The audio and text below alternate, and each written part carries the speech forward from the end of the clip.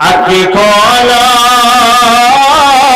নিন্দিত রে, আকি কল নিন্দিত রে, জাগো মুসলমান জাগো যারা, জাগো মুসলমান জাগো যারা, আকি কল নিন্দিত রে, জাগো মুসলমান জাগো যারা। गफलत से तुम उम्र मिठाई फिर भी हुई बदनाम रे, जागो मुसलमान जागो जरा, आकी खोला निंदित रे, जागो मुसलमान जागो जरा, जागो मुसलमान जागो जरा। फजर की नमाज कितने फजीलत, आंखें खुल कर देखो रे, जागो मुसलमान जागो जरा, आंखें खोला निंदित रे, जागो मुसलमान जागो जरा।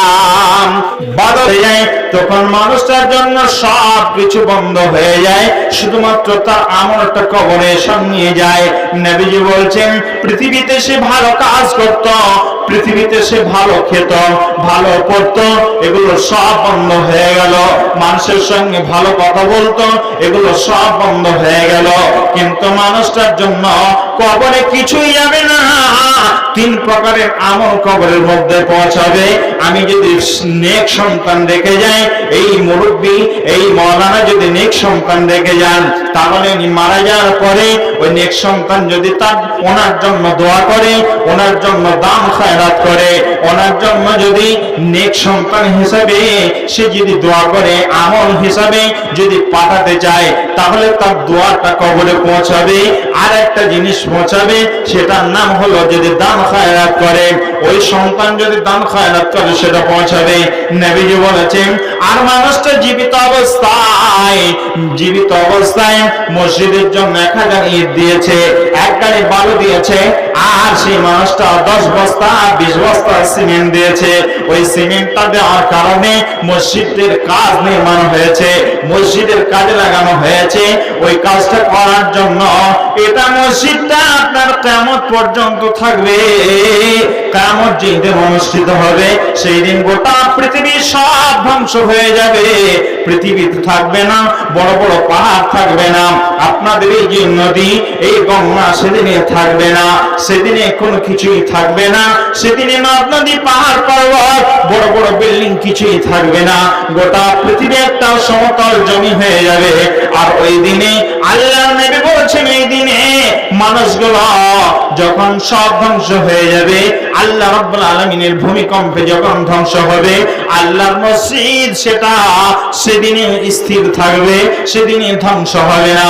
মসজিদগুলো কোথায় যাবে? গোটা বিশ্বের যত মসজিদ আছে, ছোট বড় সমস্ত মসজিদ, ওই মসজিদগুলো আল্লাহর কুদরতি ক্ষমতাতে মসজিদগুলো জান্নাতে নিয়ে যাবেন। জান্নাতের মধ্যে আল্লাহ রাব্বুল আলামিন জান্নাতে তাদেরকে সুন্দরভাবে একটা অবস্থান করে দেবেন। অতএব এটা তাফসীরে এসেছে মসজিদ আল্লাহর একটা ধ্বংস হবে না। আর ওই মসজিদের জন্য যদি আপনি দান করেন, নবীজি বলেছেন মানুষ মসজিদের জন্য দান করবে, ওই দানটা আপনার চিরস্থায়ী, দুনিয়াতে আপনার চিরস্থায়ী হয়ে যাবে, ওটা আখিরাতে আপনার চিরস্থায়ী পৌঁছে যাবে। ওই দানটা আপনার কেবল কাজে আসবে, এছাড়া পৃথিবীতে অন্য কোনো দান খয়রাত বলেন অন্য কোনো আমল আপনার পৌঁছাবে না। এই 3 প্রকারের আমল পৌঁছাবে। অতএব আপনাদের আত্মীয় স্বজন অনেক রয়েছে, কবরে চলে গেছে, তাদের জন্য আপনারা অল্প অল্প যার যতটা সামর্থ্য আপনারা দান